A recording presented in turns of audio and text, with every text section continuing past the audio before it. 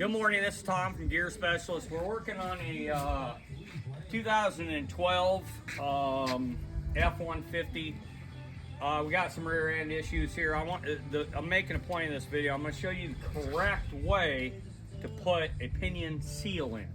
Okay? We're also going to replace, we had a seal leaking over here. You know, I don't know, this truck's got like 200,000 or more. It's got to have at least 200 because we put a motor in it, so I don't know. But anyway, it had a leaking seal right here, so we got new wheel bearings and seals we're going to put in, plus pinion seal.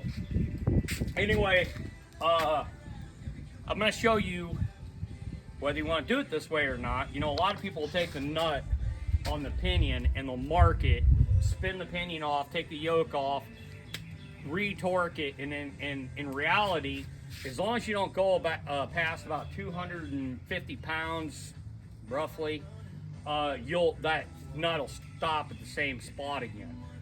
But is that the absolute correct way to replace a pinion seal? No, it's not. So I'm going to show you the right way to put a pinion seal in.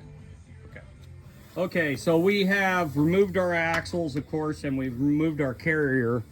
And Mike here is getting ready to remove our pinion. Go ahead, Mike.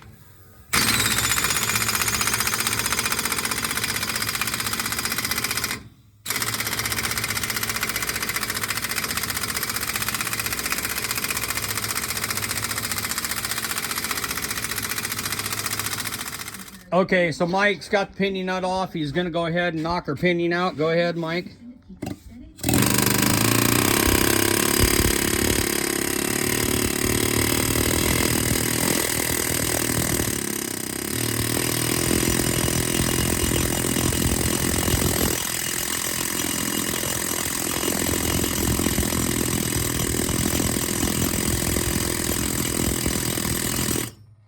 Well, that sucker's coming out hard, ain't it?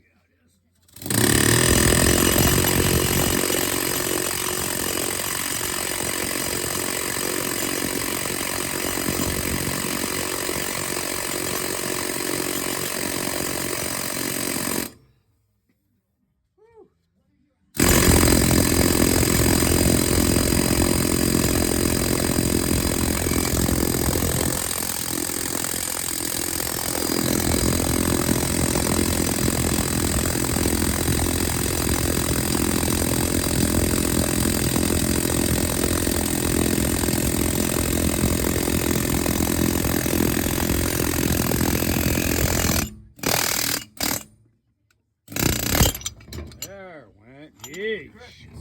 Jiminy crickets. Okay. So why did we pull the pinion out of it? Because of this right here. That's your crush sleeve.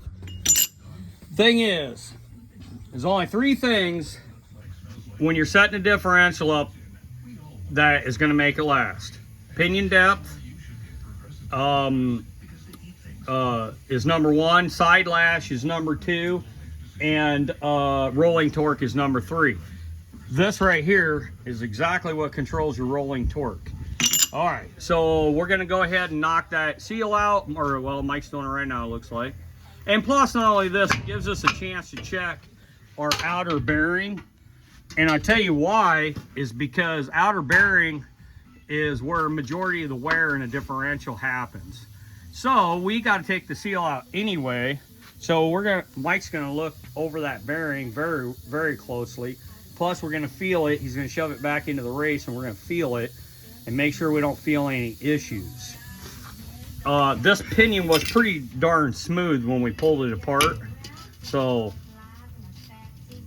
looks pretty good. I don't know. Feels good? Feels good. Okay, awesome. So, I'm gonna show you what to do next. Here.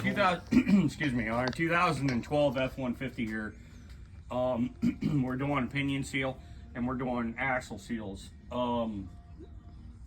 I opted to knock my pinion out and I'm gonna show you why. Or I'm gonna explain to you why. It's because rolling torque is how much, you know, after the bearing, or after this is all tightened down, slack's taken out, a certain amount of pressure is gonna be on each bearing. It's called rolling torque. And you cannot measure that if the carrier is in. Now listen, if the only thing you have is a pinion seal leaking and that's it, well, you can maybe knock it out, mark your nut, try to tighten it back down to where it went. But in reality, as long as you don't go over about 250 pounds, you're just going to take the slack out of it. But you know, these locking nuts go on hard, it's hard to tell. That's why we decided to do it this way, which is technically the right way to do it.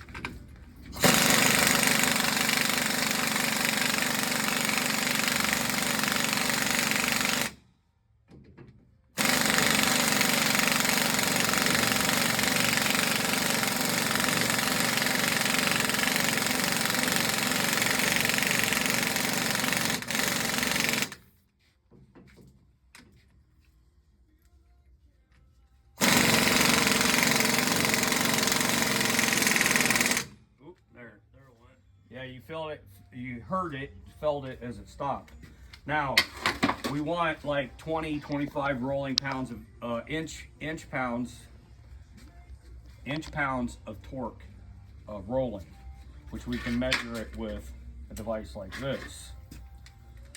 But like I said, now, so on used bearings, we only want about 10, because we don't want to, you know, push the cages further than what they were. So we're only looking for about 10 inch pounds. We don't have any yet, so let's go a little bit tighter. Oh.